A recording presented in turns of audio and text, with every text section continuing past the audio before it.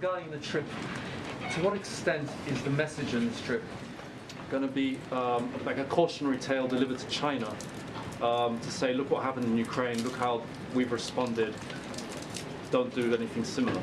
Is that going to be part of the messaging during the President's trip? The message we're trying to send on this trip is a message of an affirmative vision of what the world can look like if the democracies and open societies of the world stand together to shape the rules of the road, to define the security architecture of the region, to reinforce strong, powerful historic alliances.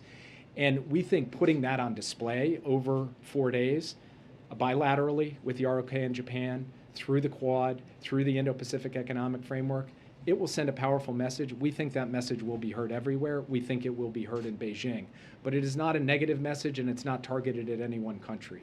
It's targeted at an audience the world over about what American leadership, working flanked by allies and like-minded partners, can deliver for people everywhere. And we think we go into this trip very much with the wind at our back, with a strong case to make. That we have what it takes to be able to deliver against the security and economic challenges of our time. And President Biden will head into the Indo-Pacific with a spring in his step, and we're very much looking forward to this visit. With respect to the issue of North Korea, we've said from this podium, we've said at the State Department, and we've indicated in quite clear terms that our intelligence does reflect the genuine possibility that there will be either a further missile test, including long-range missile test, or a nuclear test, or frankly both, in the days leading into, on, or after the President's trip to the region. We are preparing for all contingencies, including the possibility that such a provocation would occur while we are in Korea or in Japan. We are coordinating closely with our allies in both Korea and Japan on this. We have spoken with counterparts in China. I spoke with my Chinese counterpart this morning and covered this issue of the DPRK. And we are prepared, obviously, to make both short and longer term adjustments to our military posture as necessary to ensure that we are providing both defense and deterrence to our allies in the region, and that we're responding to any North Korean provocation. And one final question on the church attack in California over the weekend. We haven't seen the president comment on that at all.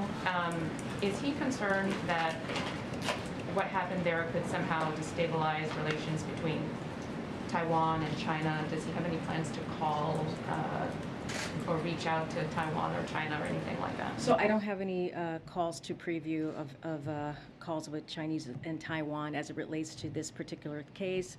Our thoughts are with all of those affected by gun violence, including all of the incidents, the other incidents that happened this weekend in Houston, in Milwaukee, in Chicago, and as we know, in Buffalo.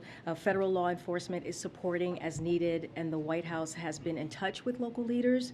These shootings, and of course, the one in Buffalo, as the President and the First Lady went to grieve with the community yesterday, as all of you know, are a sad reminder of how important it is to redouble our fight against gun violence and violent crime. And as part of the President's comprehensive strategy to fight gun crime, we're putting more cops on the beat, as you've heard us say this past year and a half, as we're talked about gun comprehensive approach here, cracking down on firearms trafficking, investing through the ARP and community programs to prevent crime. But I don't have any more to share on any calls that may have occurred. Jake mentioned his conversation with his Chinese counterpart this morning. The readout you guys gave was pretty sparse, and so I was wondering if you could give any more details of that conversation, particularly a sort of update on how the White House is seeing China's actions towards Russia in light of Ukraine. I know that I don't have any more to read out outside of what was put out by us earlier today. I'm just going to keep it to that readout. And you know, Jake has spoken to this before about China and their relationship with Russia.